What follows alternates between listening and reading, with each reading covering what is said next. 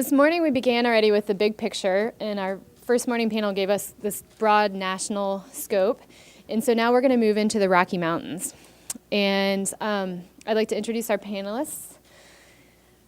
Our first panelist who will give our introduction is Ron Erickson. And Ron was a professor of chemistry and environmental studies for 33 years, from 1965 until 1998.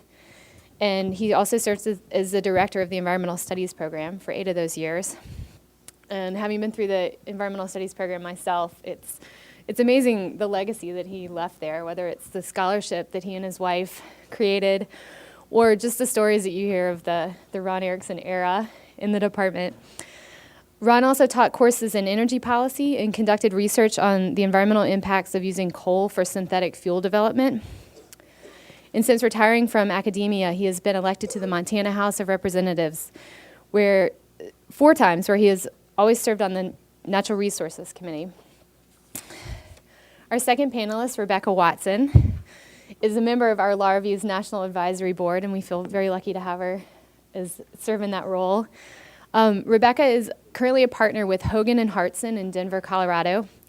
She has over 20 years of legal and policy experience in the fields of natural resources, federal environmental law, and energy. And she focuses her practice on public land energy, from solar energy to oil and gas.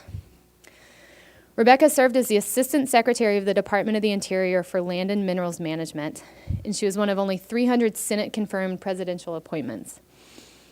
Rebecca has also been managing partner of a Montana law firm, counsel at a Washington, D.C. firm, and a partner at a Wyoming firm. And in the first Bush administration, she was Assistant General Counsel for Energy Policy at the U.S. Department of Energy.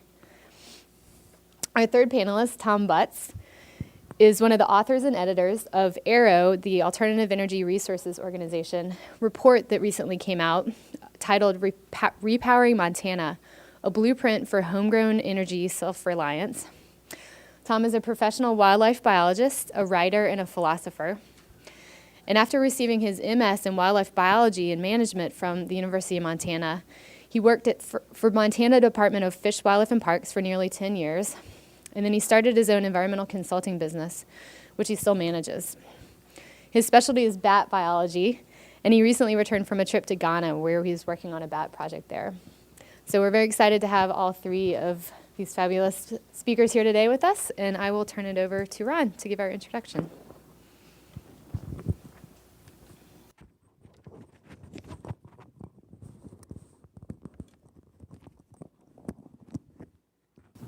How's the mic work with this? Okay? I'm pleased to be here and thank the sponsors for allowing all of us to be here. I'm pleased particularly to be on a panel that has both Rebecca Watson, who I ran into in the state legislature some time ago, and we happened to be on opposite ends of a particular bill. I'm pleased to meet Tom as well. ARROW has been a great organization in this state and one of the first organizations any place to really be working on alternatives. What I wanted to do today was to really talk about 2 things. One, I want to say just a few words about synthetic fuels from coal gasification, coal liquefaction. Second thing is I want to talk about this past Montana state legislature's efforts at energy policy. And that's going to have 2 parts. The first part having to do with all the things that failed. And then I will talk a bit about the governor's Clean and Green bill, which I was a sponsor for, and which is going to have considerably more conversation later this afternoon.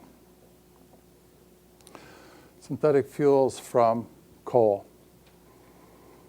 In the 1980s, 1970s, I was working on a project having to do with coal gasification and environmental impacts.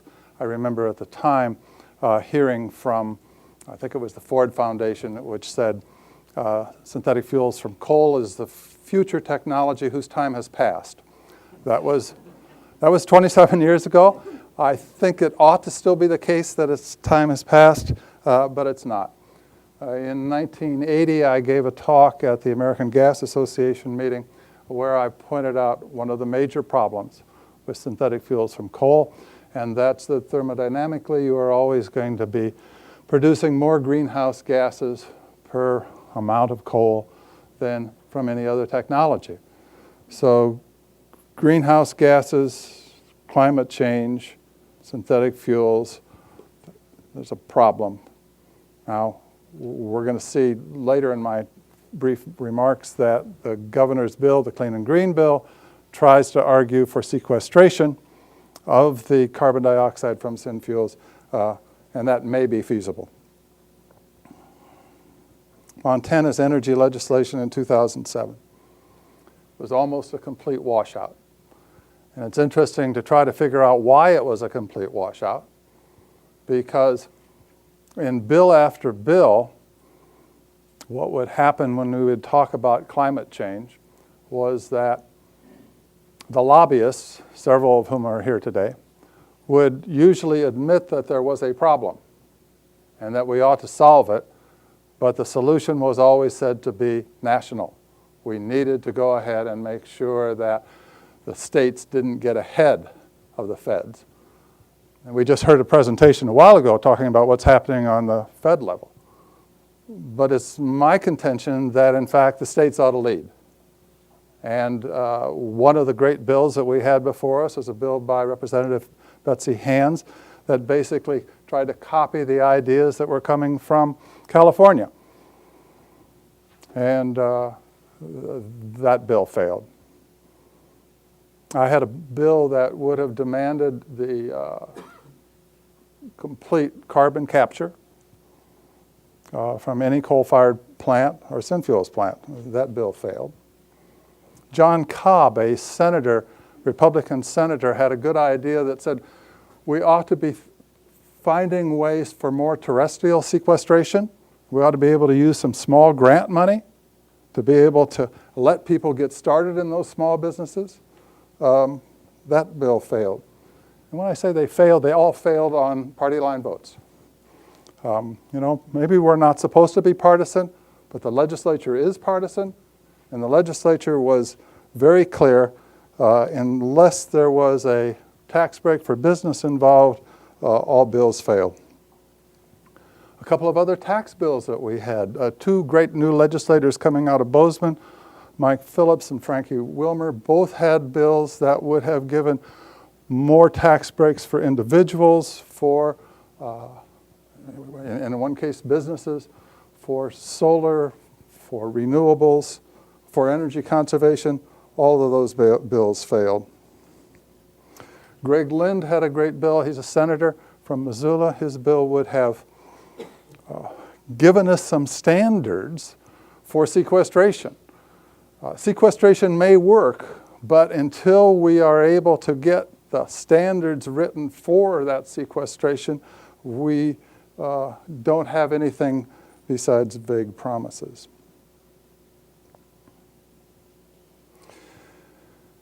Clean and Green Bill.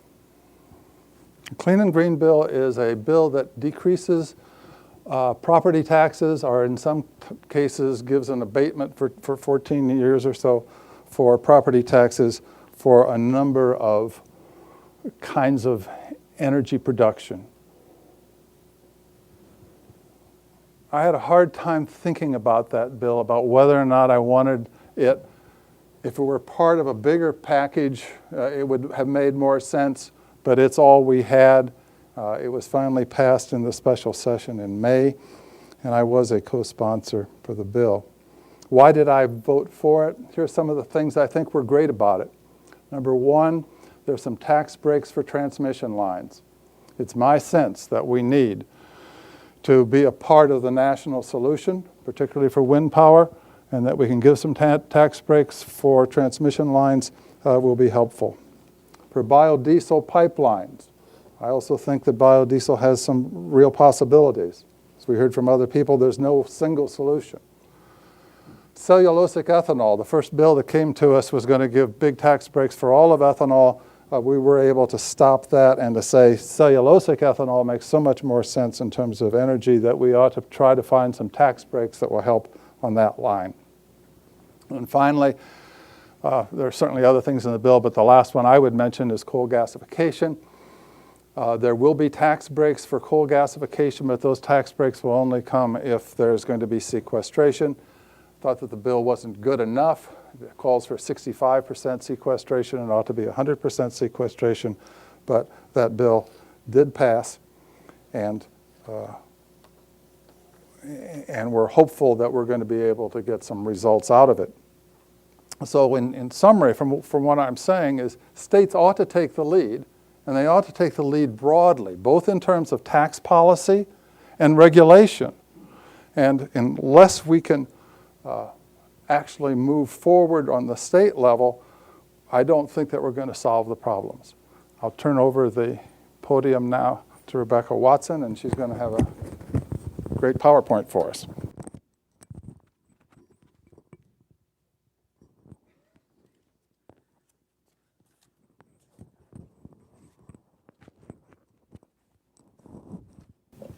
Well, good morning. I'm really glad to be here this morning, and I look forward to our discussion later with the three panelists. As the intro said, I lived here in Montana for a little bit over 6 years and practiced law in Helena, and my husband worked over here in Missoula, and I have a lot to thank Montana for. My husband and I met here in Montana, and you young women lawyers, you never know where you're going to find your husband. I came from Washington, D.C. to try a grizzly bear and Rhodes case. The non-testifying expert was my husband, a wildlife ecologist, and a couple years later we ended up married together. I also got a great love of huckleberries from the state of Montana, and last night I did not go to the reception after Patty Limerick's speech so I could hook up with a good friend who had bought me 5 pounds of huckleberries from the Missoula's farmers market. And if you carefully ration those, you can live on those huckleberries for 1 year in Colorado. So it's very good. But I think the most important thing that Montana gave me was the perspective that I took to Washington, D.C. when I was Assistant Secretary for Land and Minerals. And that's one of many titles that you hear in Washington, but what it meant, what my job was managing 261 million acres of public land, 700 million acres of federal minerals under the surface, and managing 1.2 billion acres of offshore oil and gas waters. So a huge job, all about energy, and then the Bureau of Land Management's many, many different multiple use challenges, from forests and fires to grazing to recreation and open space in these growing Western communities. So big job, overwhelming, and I thought a lot about what I wanted to say at my confirmation speech, and it was greatly informed by Montana. And the reason I went back to Washington was to try and do in that position something for rural economic sustainability.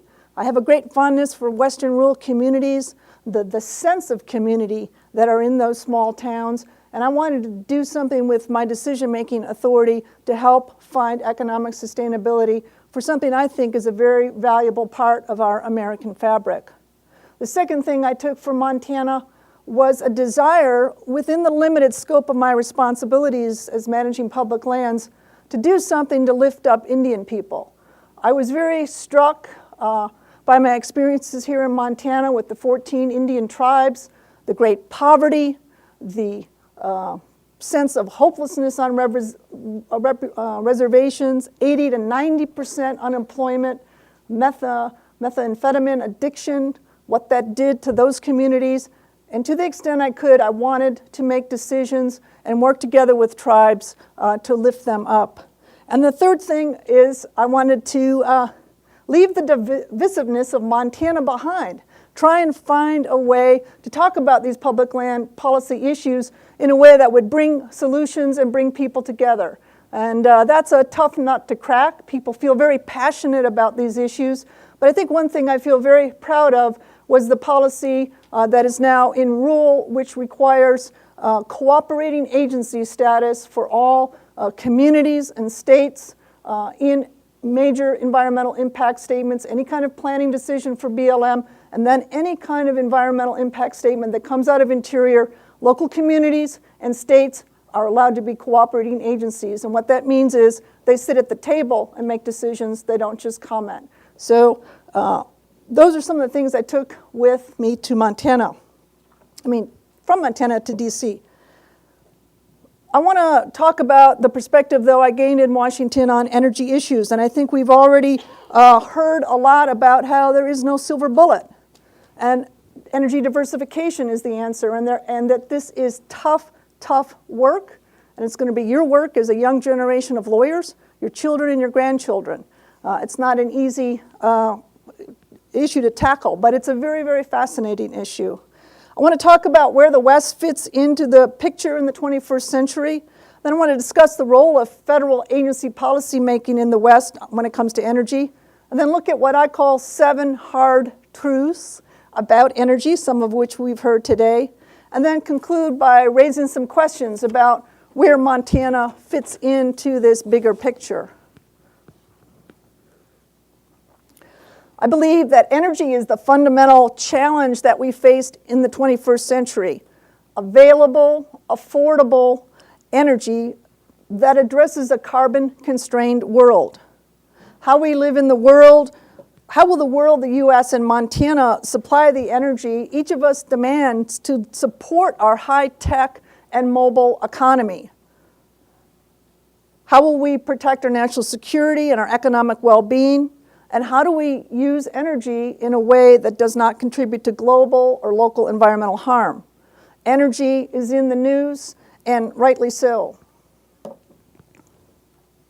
We live in the West, and we live in public land states. Many of our states are 28, 50%, 89% managed by federal government agencies. And the Rocky Mountain West supplies of energy, both conventional and renewable, are critical to our nation. Much of these sources of energy are managed by the Bureau of Land Management. The number 1 supplier of coal is Wyoming. Colorado, New Mexico, and Wyoming rank high in the supply of natural gas. The best wind, best concentrating solar, and geothermal are found in the West on public lands. But I think we're not just a supplier of commodities here in the West. We also have a lot of powerful energy ideas that are generated here in the West. This first slide illustrates some of the reports that have come out by the Western Governors Association. And this includes all Western Rocky Mountain states plus several provinces in Canada. And they produce excellent reports. The first one, Clean Energy and a Strong Economy and a Healthy Environment, challenged the West to come up with 30,000 megawatts of clean energy by 2020. They issued a series of transmission studies. What does the West need to have the transmission for the 21st century? They also issued a report on coal bed methane best practices. We also have the National Renewables Energy Lab in Golden, Colorado. Amory Lovins at the Rocky Mountain Institute in Boulder. David Lester in Denver at the Council of Energy Resource Tribes. The University of Wyoming's New Energy School. And we heard last night our speaker, Patty Limerick, from CU's Center for the American West, which has done very important work on talking about the energy issues in a way that is digestible by all of us. And then we have the governors of New Mexico, Governor Bill Richardson, Governor Bill Ritter in Colorado, Governor Friedenthal in Wyoming, and of course, Governor Schweitzer in Montana, each of who have emphasized energy and the role of their state and their energy resources and their ideas in energy solutions. But we haven't just had talk in the West, we've also had action.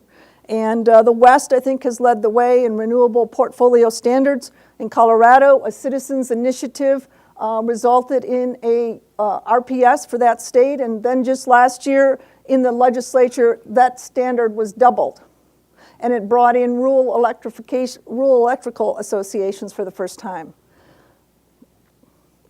We also have state action addressing transmission constraints. One of the most difficult things is building transmission in the 21st century to address the addition of renewable energy and the change in the population demographics of the West. And Colorado just passed some incentives for transmission to wind and ways to ease the policy. And Wyoming created the Wyoming Infrastructure Agency. And Wyoming, as you know, is the source of a lot of coal, a lot of natural gas, a lot of energy. But they have been a commodity state. And what they wanted to do with the Wyoming Infrastructure Agency is make a value-add product, electricity. And they wanted to be able to bring transmission into the state of Wyoming, which is one of the lowest population states in the nation. And so they created this agency with $3 billion of mineral tax revenue. And it's having a very good impact on transmission projects. And then the last thing, we heard a little bit from our first speaker about some of the clean and green energy development here in Montana. Likewise, Colorado and other states are also putting in place tax incentives and grants. I want to move to my second topic, which is the Energy Policy Act of 2005 in the West. And there were a lot of provisions in it, but I want to focus on three that I think are particularly important for the West. And those are natural gas, renewable energy, and transmission. And contrary to Senator Baucus's representative, I don't have such a bleak view of what the Energy Policy Act did. It certainly is a grab bag of energy provisions, but it's having a big impact on several industries, which I'll highlight as we go through this.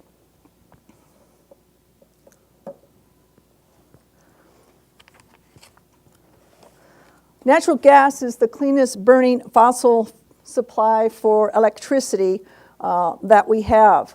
And in both the Clinton administration and the Bush administration, it was viewed as the bridge to a renewable energy future. It was the fossil fuel with the least carbon impacts, and it was clean burning and was our bridge to the future.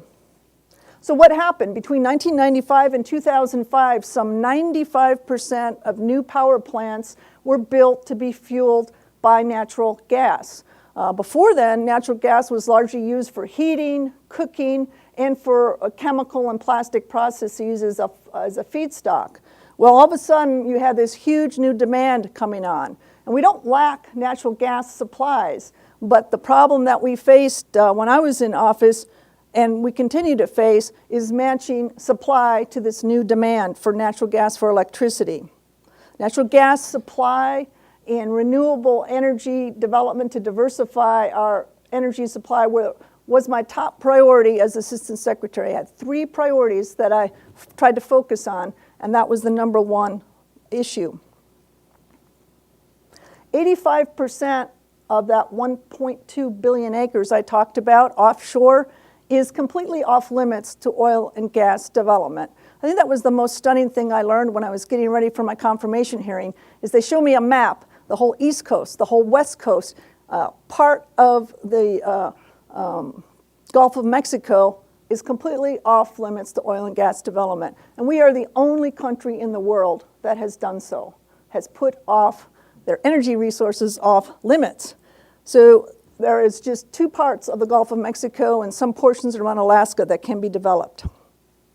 The Rockies contain the largest supply of natural gas after offshore, at least 139 trillion cubic feet of natural gas, and we use about 22 cubic feet a year in this country. According to government studies, about 60% of this onshore natural gas is available, but it's subject to restrictions on how it's developed, when it's developed, etc.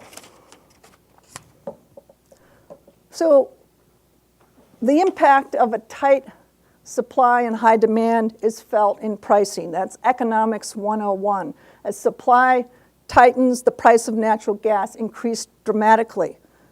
That sent a signal. We need more natural gas. We can't go offshore for a lot of our gas. So what happens? Into the Rockies for the natural gas. And this chart that was published in the Denver Post shows the connection between price of natural gas and number of drilling rigs that came into, in this case, Wyoming and Colorado. Much of this natural gas in the Rockies is what's called unconventional natural gas. It's gas that's trapped in coal seams, in the case of coal bed methane, or in what are referred to as tight sands. And one of the best pictures somebody gave me of it is you think about natural gas like a bowl of potato chips. There's little pockets of gas, and you need to hit all those pockets in order to produce the gas. It's not laying there in a big pool or in a big source. So what does that mean? It means if you don't manage it right, you have a lot of impacts on the surface with a lot of wellheads trying to access those different pockets. The result is there's been a lot of activity on the surface in a comparatively short time to respond to this price signal. You've got issues over wildlife, issues over special places like the Rocky Mountain Front, Rome Plateau, Otero Mesa, among many.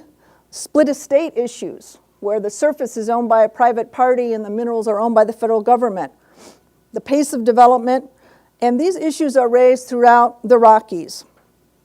And despite this level of development, we are running hard to stay in place. We still have not met the demand for natural gas by these new supplies. And the supplies that come out of the Rockies have exceeded expectations, but yet we're still not keeping up with demand. And as one of the first headlines I showed on the first slide, that has impacts. The chemical industry, the fertilizer industry, gas-dependent industries that cannot compete when gas is this high. The Energy Policy Act tried to address this situation with a number of provisions to accelerate federal permitting, get better cooperation, and also explore some new sources of oil. The oil that's in oil shale dwarfs what's in Saudi Arabia. It would have a profound impact on what we do in the world if we could access that oil shale. That's how big it is. It's in 3 states, Colorado, Wyoming, and Utah. It's never been economic to produce. There's some technological challenges, and there's serious environmental, land use concerns about producing oil shale. Yet it's a tremendous, tremendous untapped resource of oil that the Act directed the government start to look at. Do a programmatic environmental impact statement, do some research and development leasing so we can learn from some development of oil shale. And then there's tar sands, which is another unconventional source of oil that is found in Utah. All of these provisions for natural gas are being implemented. One of them is a multi-agency pilot office. The idea, you put all the federal permitting agencies along with some state agencies together under one roof, try and find efficiencies in how you comply with the various environmental laws that you have to in order to permit energy. And Miles City has one of those pilot offices here in Montana.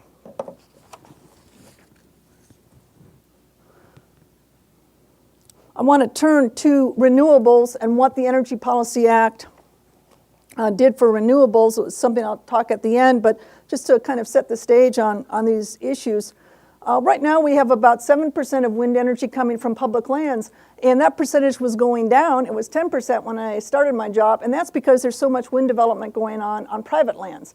And why is that? It's always more difficult to do anything on federal land because that triggers the National Environmental Policy Act, the Endangered Species Act, the National Historic Preservation Act, Clean Water Act, Clean Air Act, et cetera, et cetera. And so given a choice, industry goes to private land first because there's less process involved.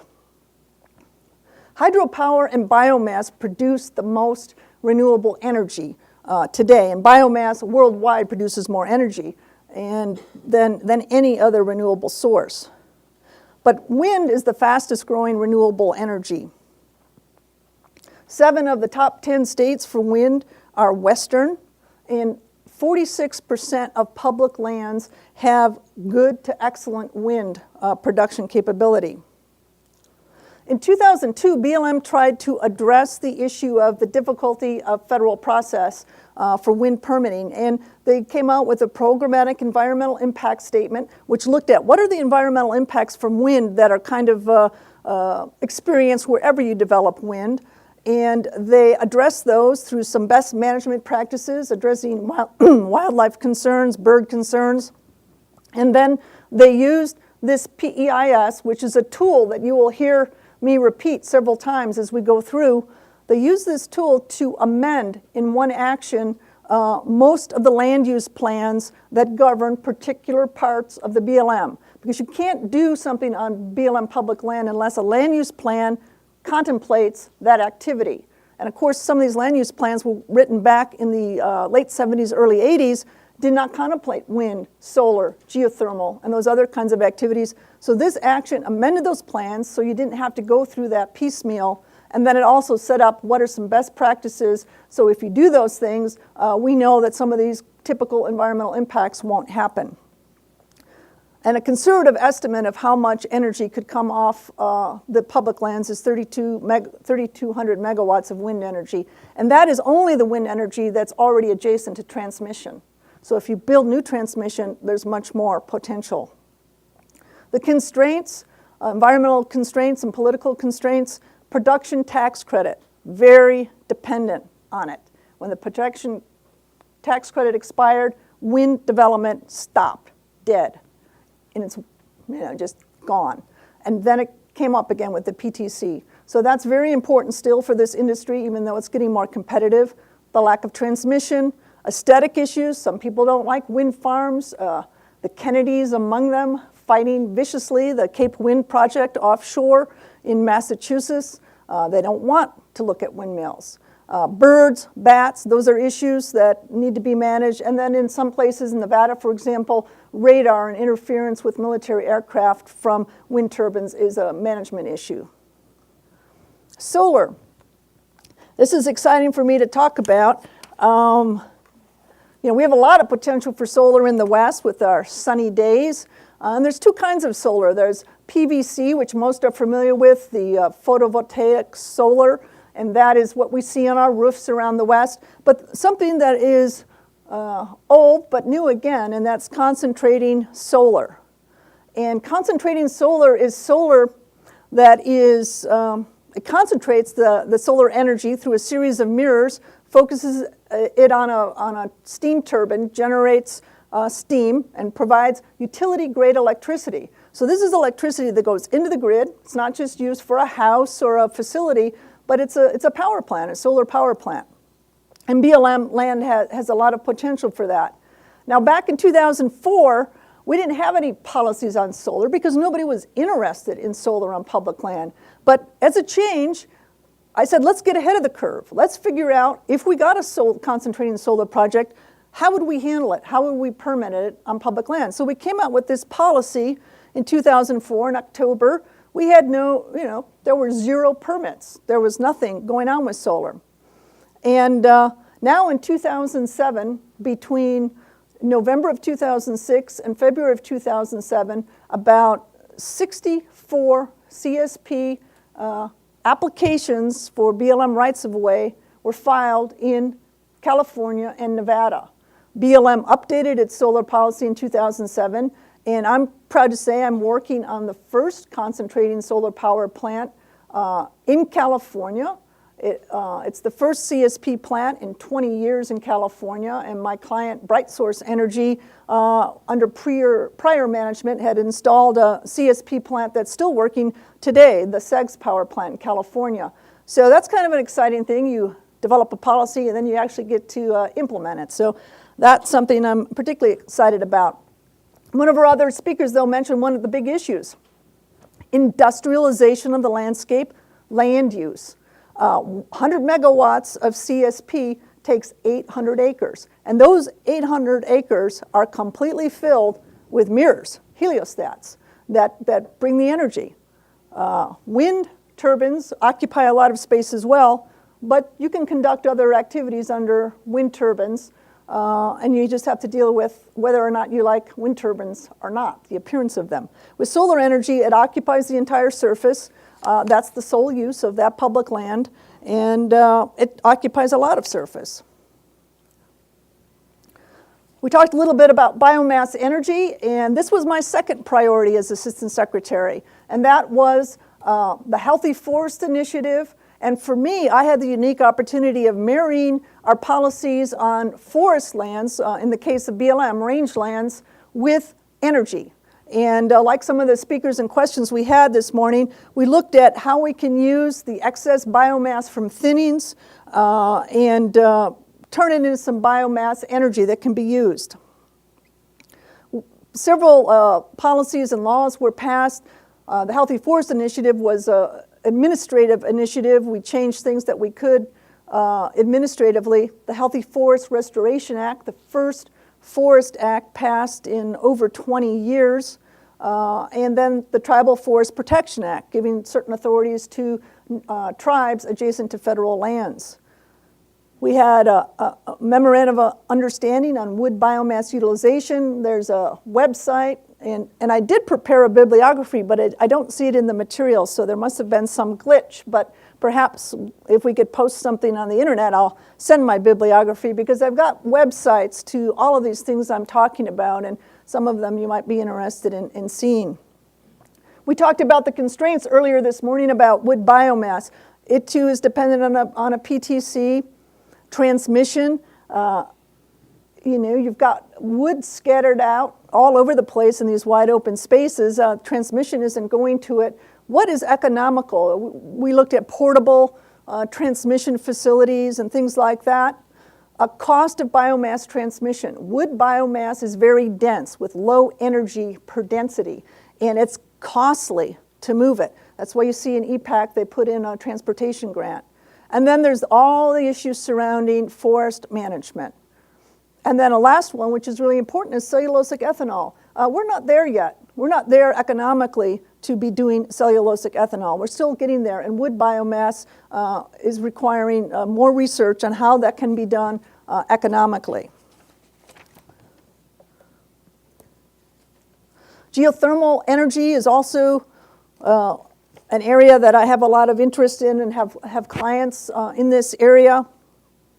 Geothermal is largely a Western resource, but geothermal heat from the earth is something that's used throughout the country. My dad's house in Indianapolis, Indiana, is heated by geothermal power plant, and it uses the differential between the temperature of the ground and the outside air to heat and cool a home. And that's something that's used in the Midwest. Not so much out here in the West, but there's a potential for that. But there are a lot of opportunities for geothermal on Western public lands. And there were reports that were issued that highlighted where are the best places to invest in geothermal energy. And there's significant constraints to the development of geothermal energy that are beginning to turn around. And that is a result of the Energy Policy Act of 2005, which completely rewrote the Geothermal Steam Act. And we just had a record geothermal lease sale in Nevada. $20 million was spent on obtaining geothermal leases. Geothermal Programmatic Environmental Impact Statement. Again, that tool is being used to amend plans in areas that have geothermal. Like all renewables, we've got the transmission problem, the production tax credit. And in geothermal, there was a real lack of policy and budget focus in BLM. Geothermal is considered a fluid mineral, so it's in there with oil and gas. Well, guess who gets the bigger part of the budget and the attention of folks is obviously the oil and gas. And geothermal was kind of the stepchild that got kicked around and never got budget focus. And that's something that's beginning to change as we have this new focus on renewable energy. And another issue that is difficult for geothermal is cultural resource issues. Many times these areas of hot steam and are areas that have religious and cultural significance for Native American tribes, and they face opposition, and projects in California have been stalled because of that. So briefly, this is some of the provisions in the Energy Policy Act, biomass transportation grants, a goal that was set for public lands, 10,000 megawatts of public land renewable energy by 2015. That is a doable goal, according to the Renewable Ombudsman at Interior. We're well on our way to that. Rewrite of the Geothermal Steam Act, and then the extension of renewable production tax credits to all forms of renewable energy, not just wind, the favored child, but to all forms. So that was a big, big deal. I found this statement by the mayor of Missoula in some research I was doing, and He hit the nail right in the head, and that's the second part of the Energy Policy Act I'll talk about, or the third part, I guess. And basically, we've got a transmission system that was built around fossil fuels and delivery of energy to major cities. And we now are trying to bring in new sources of energy, renewable energy. Many of those sources are out in rural areas. And we need transmission to move the energy to the consumer. And people often forget about that. You can develop green energy, but if you don't have a way to get it to the ultimate consumer, it provides no benefit. And we need to think about transmission and utilize it. Most of our population resides on the East Coast and the West Coast. Transmission is from the areas of energy production to the population centers are a key issue, much less just within a state. The Energy Policy Act had two important transmission provisions. One, right out here in the West, the West-wide Energy Corridor, Programmatic Environmental Impact Statement. There's an entire website devoted to that. But basically, that looked at where is the best place to locate energy corridors on public lands. It only looked at public lands, not tribal lands and not private lands, but it wanted to kind of jumpstart the process of doing transmission siting. Again, instead of doing it site by site, get in there and analyze it, address the environmental impacts in a programmatic environmental impact statement, and then when a project comes along, it will have to go through NEPA as well, but it will be that much faster. And then the second part is high congestion energy corridors. This is a dated transmission system. We haven't had new transmission in 25, 30 years in a lot of places. Population has boomed, and they wanted to give backstop federal authority, which was mentioned by one of our speakers, on being able to site needed transmission so we don't face disastrous outages. And two of the places in the West with those needs are Arizona and California. Now I'm going to talk about these 7 hard truths. The first one is energy is a global issue. It's not a Montana issue, it's not a Wyoming issue, it's a global issue. We are in competition for energy in the world. And we're in competition with India and China and the rest of the developed world. There's going to be 10 billion people by the middle of this century. And we're at 6.5 billion people right now. About 1.2 billion of those 6 billion people have no electricity. And they're going to want electricity. And we see in China right now, you've got 1 car per 70 people. In America, we have 1 car per 2 people. And in China, they want cars, they want mobility, and they're moving to get that. The environmental impacts are global. What China does, how it produces its energy, now, the rule of thumb is something like a coal-fired power plant in China every 2 weeks. They have a word for Chinese smog. It's called chong or something like that, C-H-O-N-G. And it's the big cloud of coal-fired pollution and automobile exhaust that travels around the world. And you can see it on the top of the globe. So what China does impacts us here in America. And lastly, obviously, global climate change is global. The fact that we have to struggle with is that 60% of developing emissions are going to be in the developing world, not here in the US. And so we're part of the globe, and energy is a key global challenge. Transportation issue, I think, is the Achilles heel of energy. They haven't found a really good replacement for petroleum. It's relatively cheap, it's relatively available, and it's very transportable and easy to use. We've built an entire infrastructure to provide oil for transportation. It makes us very dependent on foreign sources of oil. But replacing that infrastructure and coming up with a substitute that works and can be in place is going to take time, and it's not going to be easy. Already, turning to corn-based ethanol has had an impact on the price of tortillas in Mexico. It's having an impact on the price of our milk here. It's impacting rural communities. The price of farmland is getting more and more expensive, crowding out young farmers, putting it hands in in the hands of corporations that are producing ethanol. So there's an impact as we change, but we need to address the issue, but it's not an easy one. And it's our toughest issue because we all love our cars and being able to get around. The other third hard issue is domestic coal. The state of Montana is dependent on coal. 60% of your electricity comes from coal. Colorado, same statistic, 60%. How are we going to find a substitute for coal in a carbon-constrained world? Should we replace coal? If so, with what and when? You can't go from 1 to 60 tomorrow. And what are our choices? We heard a little bit about that. I think tomorrow our choice is natural gas. Tomorrow plus 10 or 20 years might be nuclear. Tomorrow plus 50 years might be renewables and hydrogen and high-tech solutions we don't even know are out there yet. Renewables and conservation obviously will be a critical part of that, but 60% is a big number. Renewable energy needs lead time.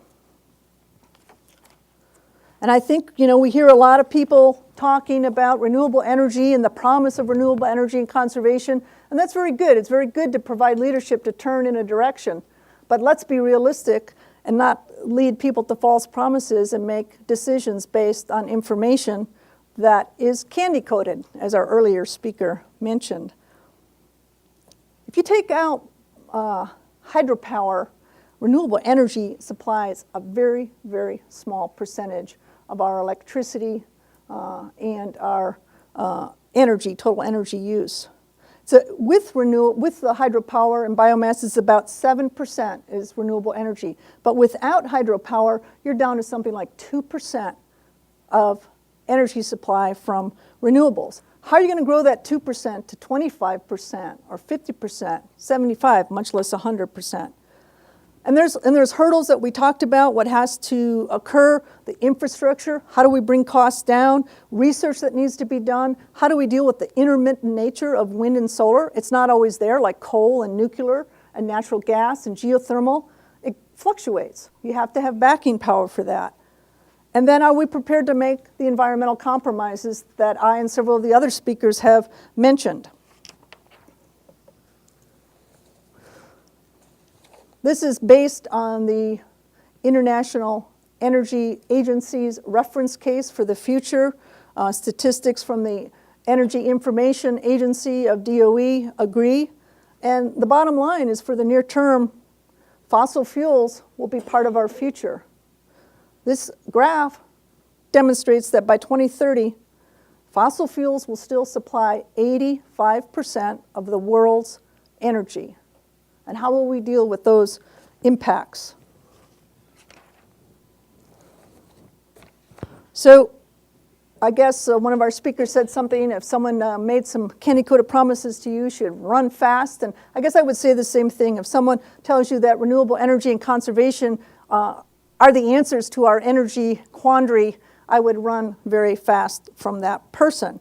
Or at least try and engage them in debate and say, let's do the math here. I think, moving to a new carbon-constrained world can be done, and it's something that has to be done.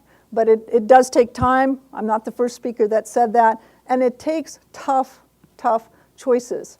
And I think the thing I learned most being in charge of public land energy is there is no silver bullet. There is no one answer. We need conservation, energy efficiency. We need diversified energy supply. That means diversified geographically from around the world in the United States. And we need a lot of diversity in our fuel sources as well. And I guess my pet peeve would be if somebody talks to you about United States energy independence, I would run very fast from that person because that person doesn't get it, doesn't understand the global world we live in the 21st century. And this is a sixth hard truth, and I think it's something that is particularly important for Montana, and that is low-income people are particularly hit hard by high energy prices. They have very little slack in their monthly income. They make a choice between medicine, rent, food, and energy. Those of us that are in the middle class and above, we've got non-essentials that we can eliminate, but low income and elderly don't. And so energy policy needs to consider the impact on price and the impact on the vulnerable in the community. And the last hard truth is we're ground zero. This is where energy decisions are going to be implemented, is here in the West, because we have the energy, whether it's conventional or renewable. And I think we, more than others, need to consider energy solutions because we're going to be living with them. And energy policy choices have decisions. Let's think about what difference would it make to the Rocky Mountain West if 85% of the Outer Continental Shelf was not off limits to development? Would there be an incremental change in how much energy is developing here in the West and the impacts in our Western communities if that energy was available? What difference would it make if people lived in houses the same size they lived in back in the 1970s? Our house size has doubled since 1970. That would make an impact. And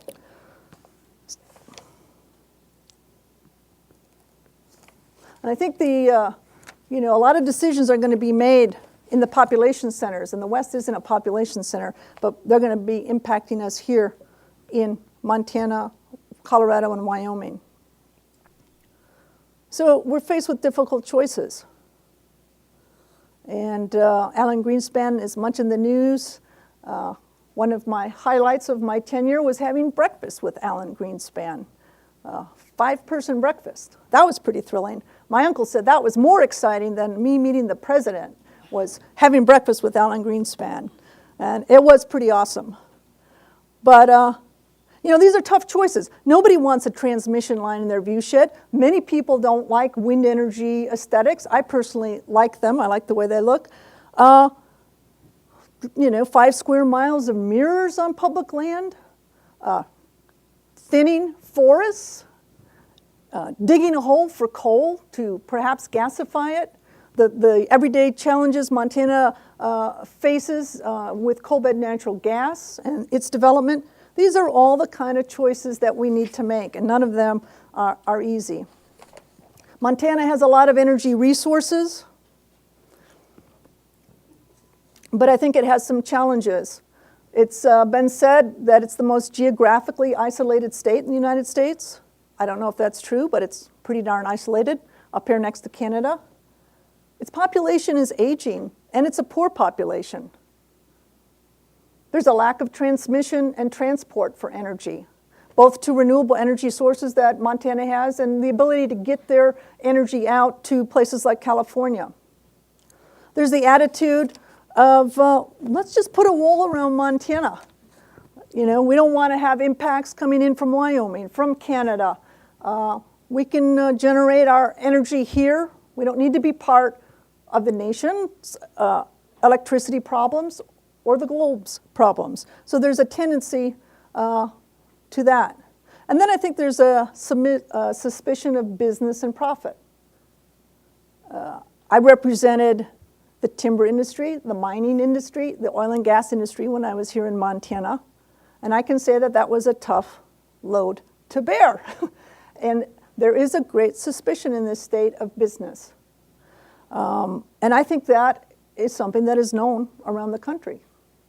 And that makes it difficult for people to come into the state and to invest, because the capital that's available in Montana may not be sufficient to develop some of these wind farms and other projects that this state wants to develop. And then I think Montana has unique legal and political uncertainties, that people don't know what the law will be when they come here. Will it change? What's the certainty? What are the rules that apply? There's the environmental rules, but then there's the constitutional provision of the clean and healthful environment.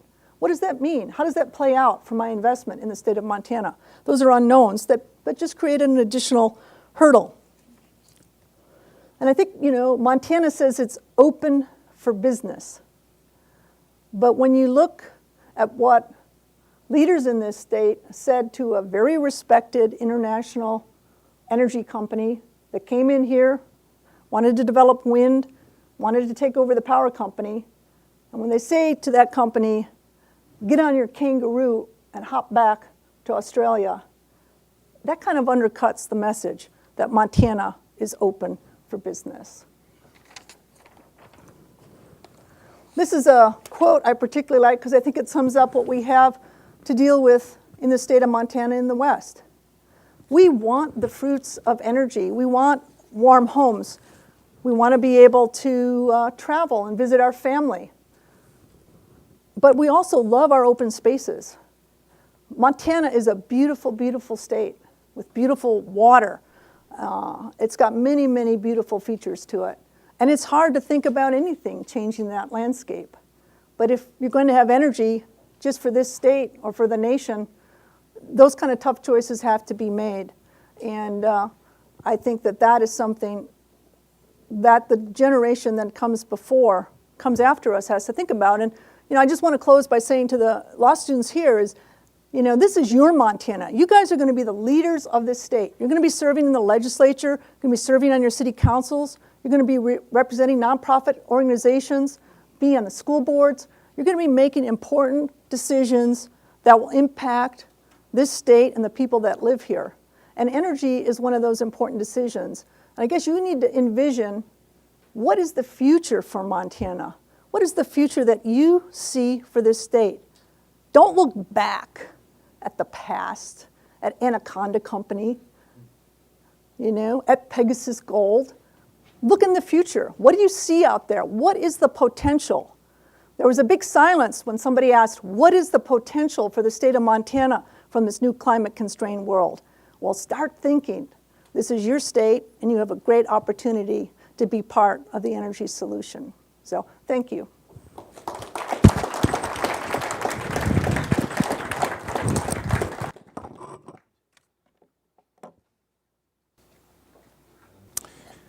Well, this is going to be interesting because you've already had two speakers that basically have told you when you hear what I'm going to tell you, run for the door.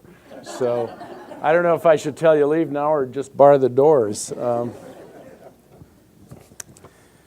I'm Tom Butts. I am somewhat associated with AERO. AERO's Alternative Energy Resources Organization. Believe it or not, they started more than 30 years ago in Montana. Primarily to promote alternative energy and alternative agricultural practices.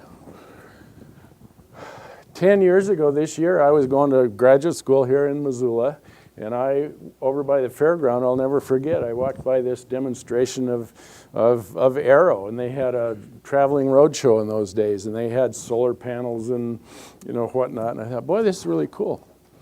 And for those of you that were around here in the 70s, Montana was pretty amazing. We came out with some of the most progressive environmental laws in the country at the time. Jimmy Carter put solar panels on the roof of the White House. And in 1980, the new president took them down, and that was almost the end of AERO. It was certainly the end of AERO as far as alternative energy because the funding dried up, and so they became an organization that was looking at primarily organic agriculture, et cetera. Several years ago, a few people in AERO started saying, let's get back into alternative energy, and how are we going to do that? So that program has grown finally to the point where this year we actually hired a program director, Ben Brower, who's back here, and I hope you have a chance to talk with him a little bit. So one of the things we did, we wanted to look at what, if we're going to talk about alternative energy, what can we do in Montana? And actually, my interest, I'm a wildlife biologist, I'm also a father and a sailor, and so I've been looking at the impacts of climate change for quite a while on my interests, and I've seen a lot of them already. So several years ago, a few of us in AERO started saying, what would Montana's economy actually look like if we tried to reduce carbon emissions by 80%, which many climate scientists are saying we really need to do in the not too distant future. So that led to eventually coming up with a plan that we have produced. We just published it this year, called Repowering Montana, a blueprint for homegrown energy self-reliance. And this is available. Ben has some copies for sale if you want to look at it. We also, can you hear me? By the way, I'm not getting too close to this, but I'm trying to speak up a little. It's available on our website, aeromt.org, if you want to have a closer look at it, download it, or whatever. So, I probably could spend my entire time just talking about the blueprint, but I think that I need to spend a little more time kind of looking at background and the big picture stuff and not dealing too much with the details in here. You can look at that in a little while. But I think last night, Patty Limerick laid a very good foundation for some of the things that I'm going to talk about. She kind of recommended that we stand back a little bit and we challenge a little bit of our assumptions. And I think that's what I want to do right now a little bit, is look at the big picture. And I want to challenge all of you to think about your assumptions, and as each speaker that we've already had and as we're continue to have for the next day and a half or so, think about what their assumptions are and how they relate to your own assumptions, etc., and what they mean for the big picture and where we're headed with all this. One example I might give is that a lot of this discussion oftentimes revolves around fuels, you know. What kind of fuels, how much, where they're going to come from, those kind of things. And we don't often go much beyond that or much deeper than that. So I'm going to suggest maybe we can go a little deeper than that at times. One thing we don't do, I might begin by saying that how we frame questions is so important as to the kind of solutions we come up with.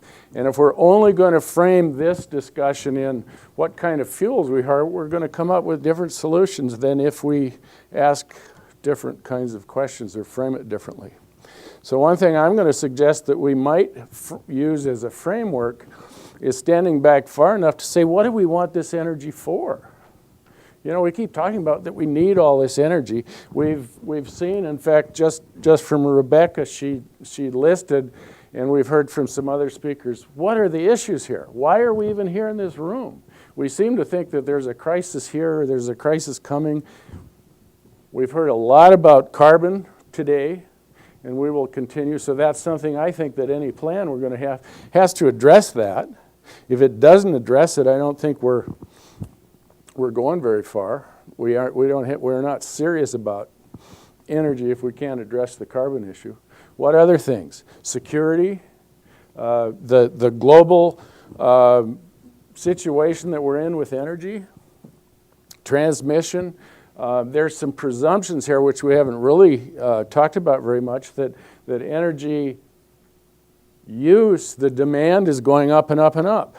Apparently, I mean, I seem to be hearing that. Nobody's really said that, but that seems to be the implication. If we say we don't have enough transmission lines and we don't have enough this and that, and we're talking about we need more, that must imply that we think we need more, and that's a given.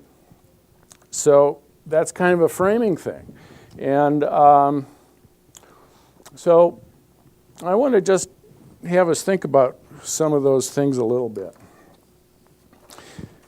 What are some of the other issues?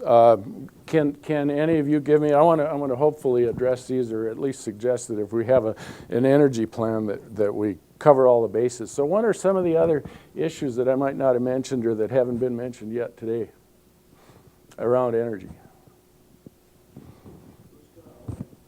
Who owns it? Very good. Yep, that's right. Thank you, Cliff. Anything else? Yes? One issue that I think should be put on the table is equity. People are talking about technological and developmental solutions. People fail to realize that in order to satisfy the aspirations across the globe, developing countries, 24 to 34 Earths, I don't think they're producing any more globes that are going to allow developing countries to have a standard of living that is half our standard. Exactly. One of the reshuffling of the cards, so to speak, is going to have to be new societal bargains that we're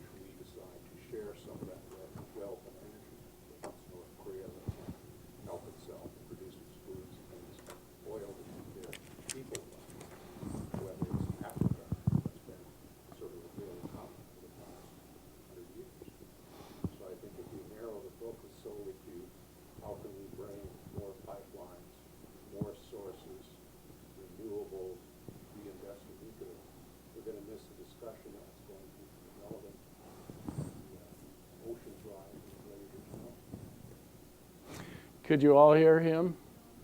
He's basically saying that we need to address equity on a worldwide basis, and that gets back to maybe one of these other assumptions. We're assuming that what we're doing right now, at least sometimes I hear the assumption that the way we use energy is just fine, and the rest of the world wants it too. And that's frankly not even possible, no matter what we do. At least I don't think it is. That's a presumption. Maybe through some kind of development that's possible. But right now we use what, 25% of the world's energy? 35% of the world's energy, and we're 6% of the world's population. There's no way the rest of the world can so-called catch up.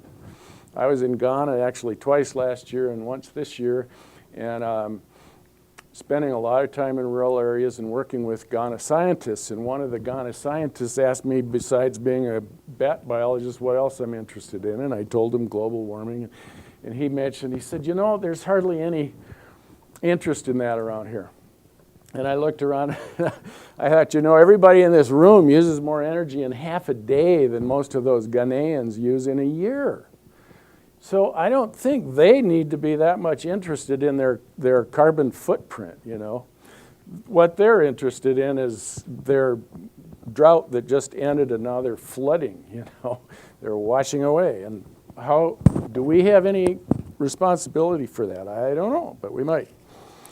One of the things, when we started looking at a plan for Montana, we decided to focus on Montana. And obviously we're in bigger spheres. Montana's in the West, and the West is in the U.S., and the U.S. is in North America, and it goes out from the world. But first of all, let's see what we can do just in Montana.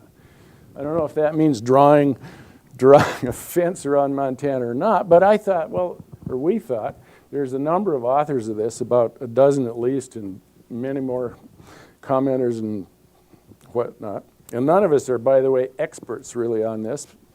To some extent, we had individuals that are. But we wanted to say, what can we do in Montana? Well, believe it or not, energy isn't right today a problem in Montana. We export more than half of the electricity that's produced in this state right now. We also export more than half of the transportation fuel, gasoline, that's refined in this state. So we're not short right today. We're not even near short, except we're using fossil fuels to do that. So are there other things that we could do? Probably so. We'll look at some of those. I wanted to, if I had a PowerPoint, this is where I'd put it up here, but I don't, so I'm going to have to go through my little list. We, in Aero, created a, here's my cheaters, if I can get them out of here. We created a list of criteria that we thought any reasonable energy policy or any energy source in Montana that we're going to support, that we're going to call sustainable, should meet. And you can challenge these. By the way, I want to mention, we don't say that our plan or the Aero's plan is the answer. I don't know that there is an answer, in fact. But why we put this together, and anyone, I encourage you, have a look at it, challenge it. We're not going to feel bad. We want, in fact, to create a discussion here. So these are some of our criteria that we used. First of all, if we're going to have an energy resource, is it sustainable and renewable? Does its development emphasize conservation and efficiency? Does the resource originate from current solar energy or wind or other regenerative energy? Does it avoid polluting our air, water, soil, bodies, and views? Does it avoid producing greenhouse gases that exacerbate global warming? Is it produced near the end user? Is it scaled to allow wide participation in production and distribution? Is it financed, owned, and operated in large part by Montanans? And is it priced accessibly for Montanans? So, and maybe that's impossible to meet those, but we thought, let's set that as a ground line, if we can, a baseline, and try to meet those. Okay, The next thing that we wanted to do, and we ended up doing a little bit of, is challenge some of the assumptions that we seem to make. One of the assumptions that I've heard, and it's very easy for us to do, is to assume, for instance, that growth in energy use, the use of energy is going to continually go up. We never challenge that it might not have to do that. In Montana, energy growth is, let's just take like electricity.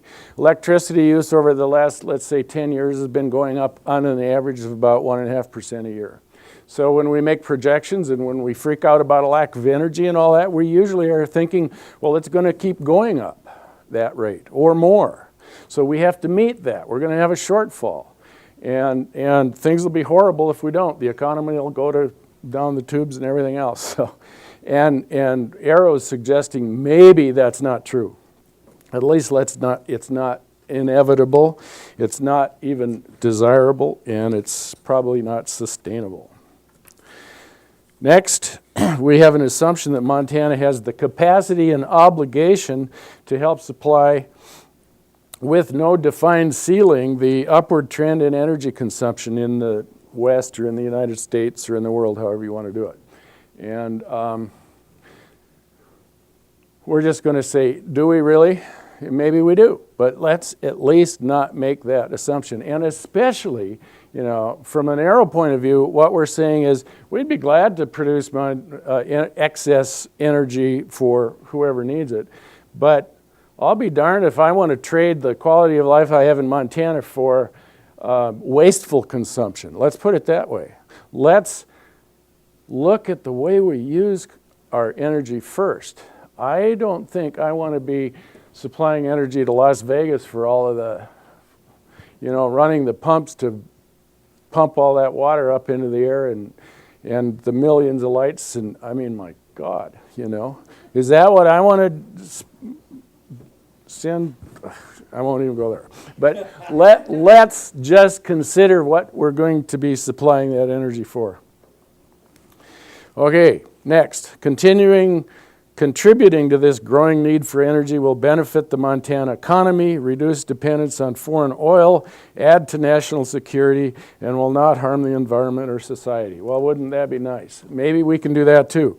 But we're going to assume that it's Montana's best economic and social interest to control as much as possible production, distribution, management, and financing of our energy resources, serve Montana needs first, and that's our stance. And lastly, that coal will be a major and ongoing part of this scenario, and that a market will exist for it, you know.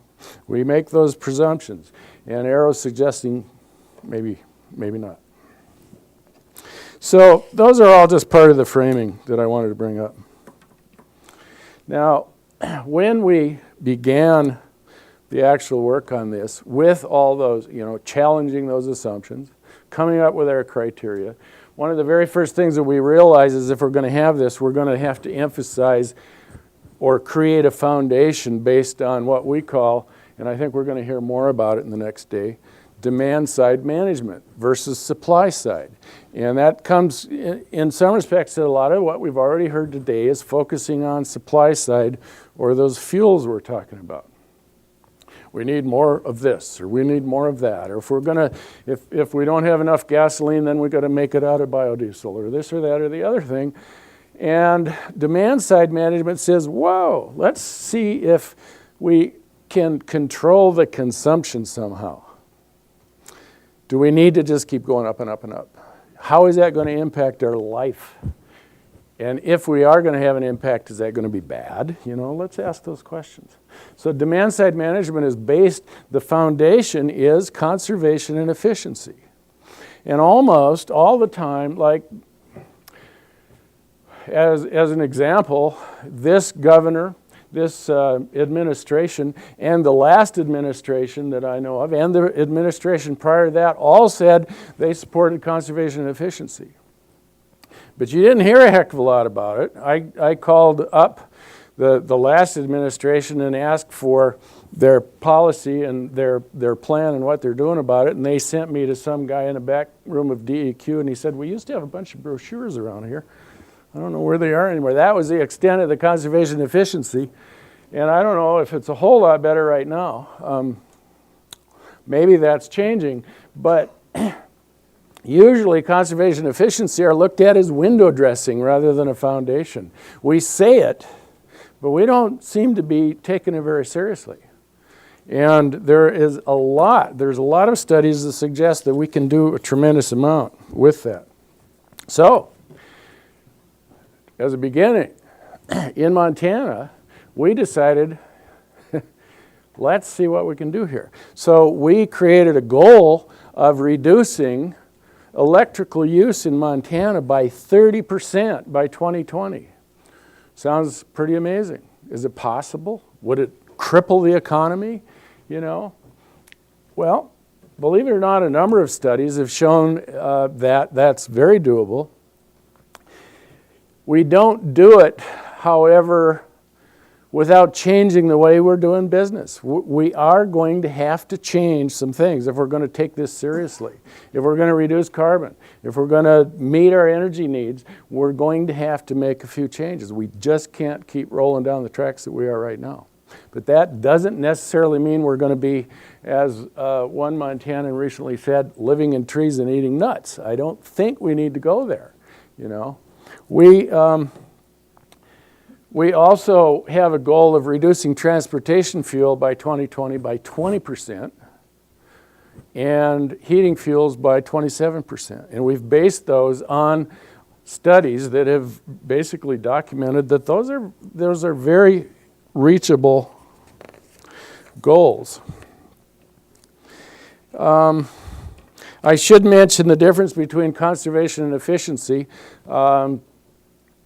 Just so you know, they're kind of flip sides of something. We often rattle them off, but I want to be clear what they are. Efficiency is essentially saying yes to things, oftentimes yes to new kinds of technology, yes to replacing my light bulbs with compact fluorescent light bulbs, and therefore reducing my energy use. Yes to buying a Prius or something, a hybrid car, you know, that gets a lot higher gas mileage. Conservation, on the other hand, is saying no to turning on that light in the first place. Or it's saying no to driving my car everywhere and getting out and walking or taking the bus or something. I think we need them both. Any energy policy really needs both of those in a serious way. The Western Governors Association Clean and Diversified Energy Initiative states, and I need to read this, increasing energy efficiency is our cleanest, cheapest, least risky, and least controversial energy resource. And we'll see that over and over again. If we think we have a timeline here to meet, this is the quickest way to go. We'll make more headway that way. The American Council for Energy Efficient Economy, which I'm going to refer to as ACEEE, has stated that adopting a comprehensive set of policies for advancing energy efficiency could lower U.S. energy use 18% by 2010 and 33% by 2020 and save businesses and consumers $500 billion and dramatically reduce greenhouse gases. One example, and this is another thing that the ACEEE did in Texas. Texas had a problem. Their population is growing about 1.8%. Their economy is growing about 3.5% annually for the last 10 years, and their peak demand is about 2.5% to 3%, going up every year. And they said, what are we going to do? We're freaking out. Well, this ACEEE came up with a study that showed just through aggressive conservation and efficiency that they could meet all that peak demand and not only meet it, but reduce it dramatically, down 33%, in fact, and save the state $73 billion. So I think I'm already getting kind of short. How many? 1 minute? 30 seconds? Okay. Well, I've got 12 pages still to go here, so. I I don't know quite how to just wind it up, but we can get into this. Anyway, what we have done in our plan here is show how we can meet those, every single one of those in Montana using just renewables, biofuels, ethanol, etc., without using carbon at all, if we want to do that within the next 15 years. We're not saying we have to. We're not saying we don't want to export energy. What we are saying is if we really want to do this and be totally independent in Montana and have energy to export, if we desire, we can do that all with renewables without destroying the environment or anything else. One last little thing, just as an example, and we could go on and on and on, but Bob Quinn, I've had the fortune to work with. He is actually the initial developer of the wind farm that's now in Judith Gap, and he hired me a number of years ago to look at the wildlife impacts at that time on 3 different areas in Montana, and then Judith Gap happened. He's a farmer up by Big Sandy, and right now he is working with some other people, some other farmers, on running their entire operation by growing their own oil seeds. He's growing camelina. He feels that he can grow all of his fuel needs on 5% of his acreage. That's everything to not only heat his house, run all of his tractors and everything else, do everything on 5% of his acreage. He feels for 6% of his acreage, all of power in eastern Montana in the rural communities could be met by diesel power. Now, I'm not talking other kinds of fuel or anything like that, but as far as diesel fuel, 6% of the farm acreage in production right now could produce all of that in Montana. So I won't go much further. I think I'll end up by saying that our last administration, the governor said that she wanted to make Montana the lapdog of industry. And I want to suggest that we come up with a new vision here. If we're going to use a dog, I would like to see a hybrid, a dog that's half German Shepherd, a vision, a seeing eye dog that has a vision for the future, and the other half being a pit bull that's going to defend our resources as best as it can. I think I'm done for now. If you'll have questions in a minute, we can go on.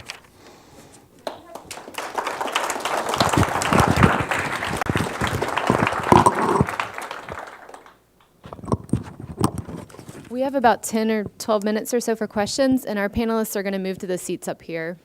So let them get settled. Questions from the audience for any of us? Mark? I have a question for Watson, please. My name is Mark Feinberg. I'm with BPL Montana. We're an energy generation company that's considering geologic sequestration. A couple of weeks ago, one of your colleagues gave a talk in Bozeman about the liability associated with underground sequestration. Oh, thank you.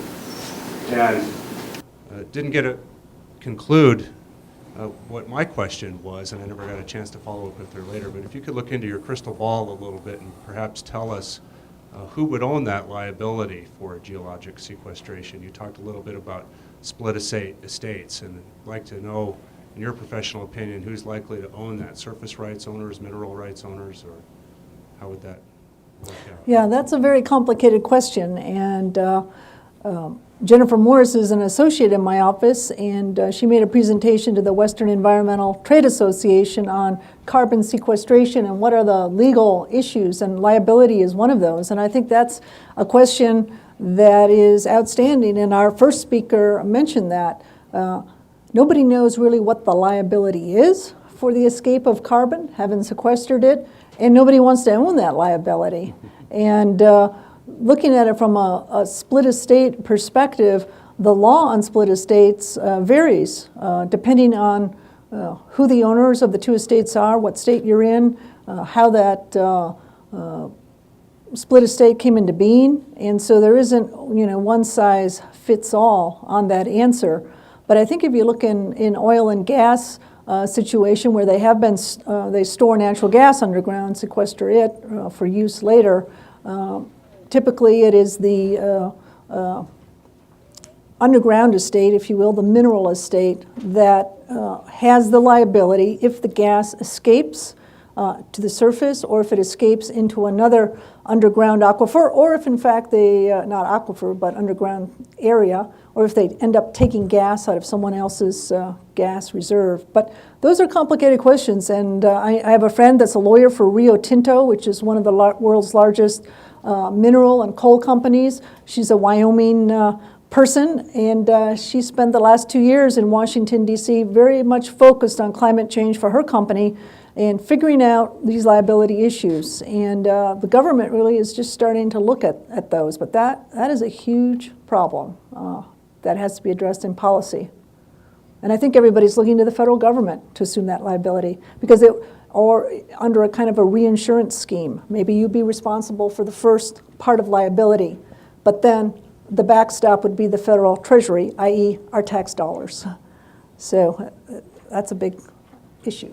Good question. Other questions?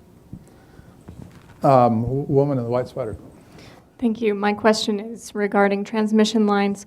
We hear a great deal about the need to create new transmission in Montana.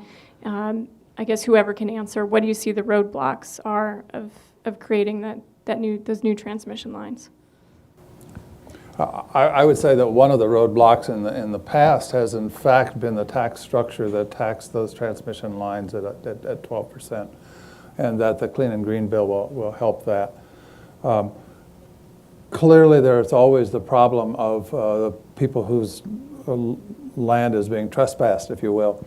One of the interesting things about the bill that we just passed as Clean and Green is that for those people whose land is being trespassed, there will be a tax abatement for them, tax decrease for them, 600 feet on either side of the transmission line. So there's an attempt there in that legislation to help those people at least financially. Perhaps others want to, Rebecca might have an answer. I guess one other issue I would highlight is the cost of transmission. There's some really, the big projects that are in discussion stage. One is the Frontier Line, going from Wyoming, taking power from Wyoming, and Governor Schweitzer kind of leapfrogged onto that for Montana, but it would take it and deliver it to where the market is in Las Vegas and California, Arizona.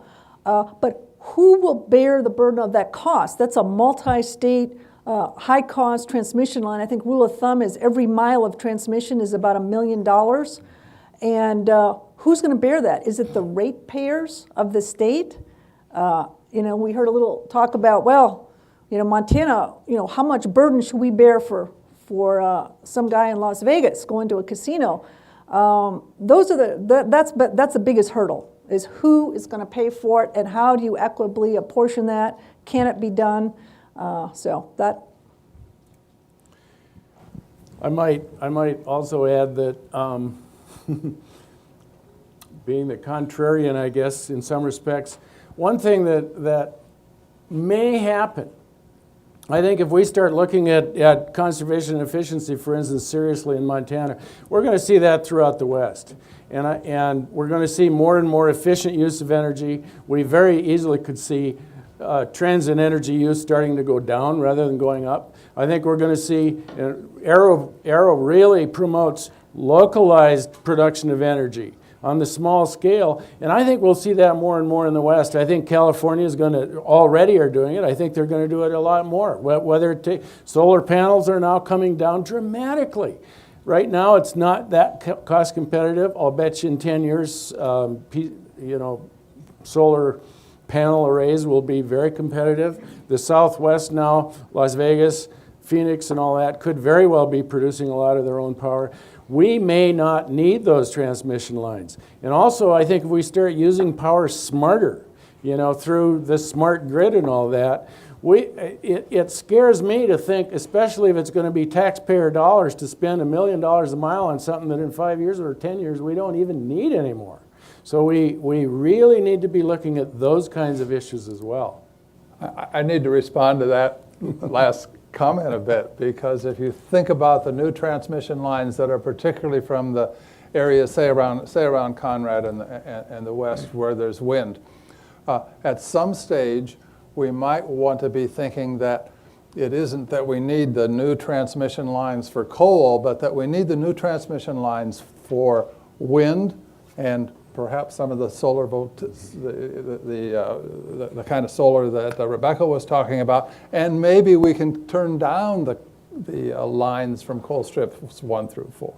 At some stage, we are not going to have in this planet fossil fuel energy, but we still will be using some electricity, and wind might be a good area, and I think we need transmission lines for that wind. Next question. Back. A quick question. We've seen a lot of... Thanks. Yep. My students tell me my mouth is loud enough, so normally I'm not used to using a microphone. A question about renewables. We've seen the presentations today, oil, gas, coal, and then renewables are grouped in their own separate category, giving the illusion that renewables are treated as equals. But we've also seen talks today about the production tax credits. And if you take a look at those, clearly some renewables are created more equal than others. So my question for you is, with regards to the production tax credit, should there be a level playing field for renewable energy sources? If so, how do we get there? And if not, why not? Well, I think that is definitely an issue that the geothermal and solar associations are focused on. Wind is the favorite child, and ethanol is the most favored child.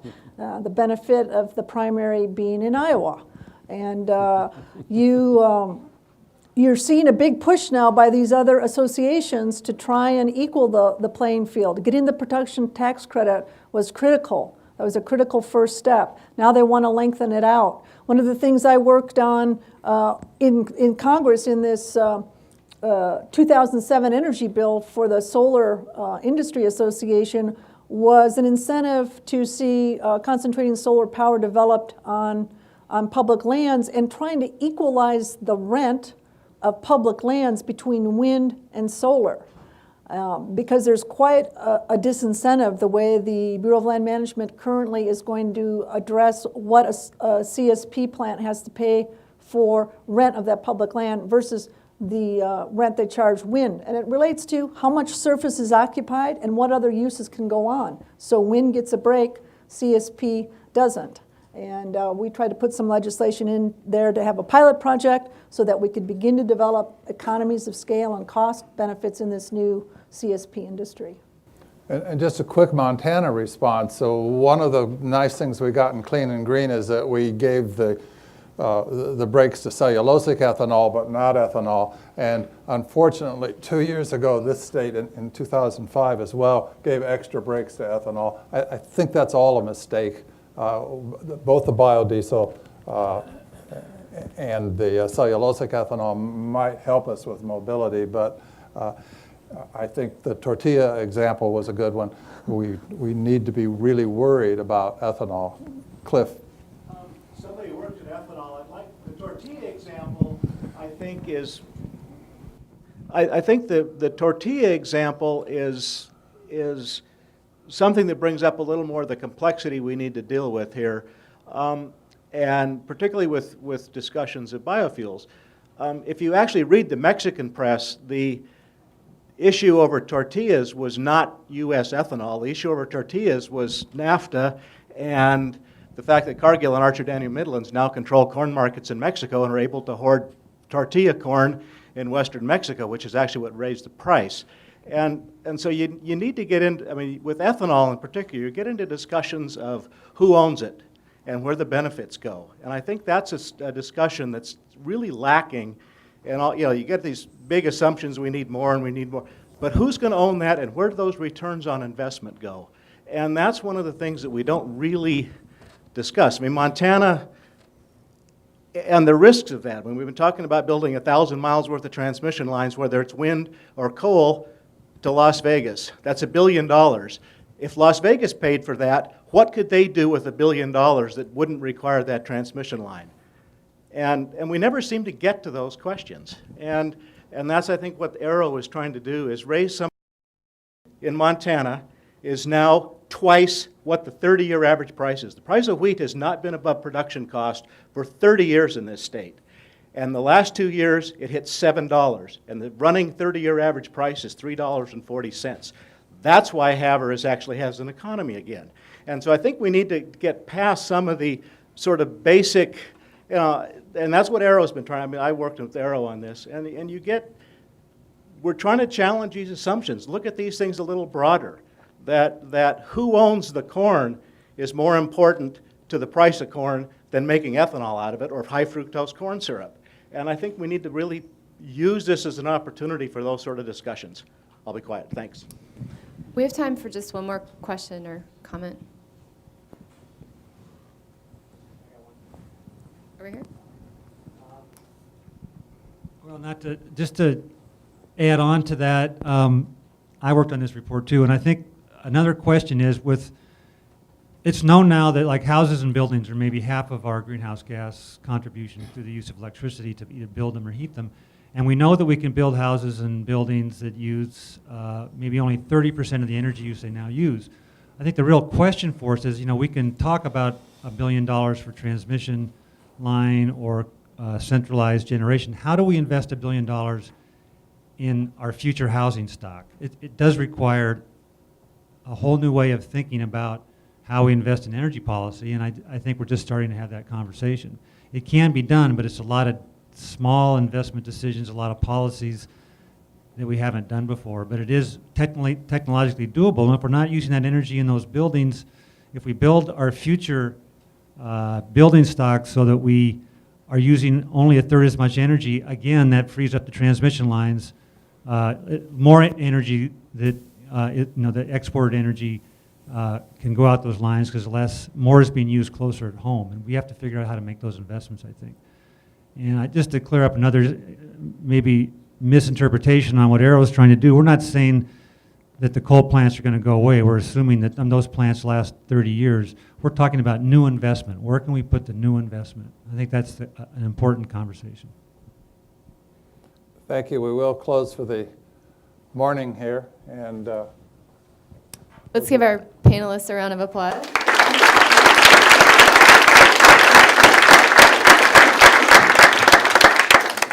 Thank you all so much.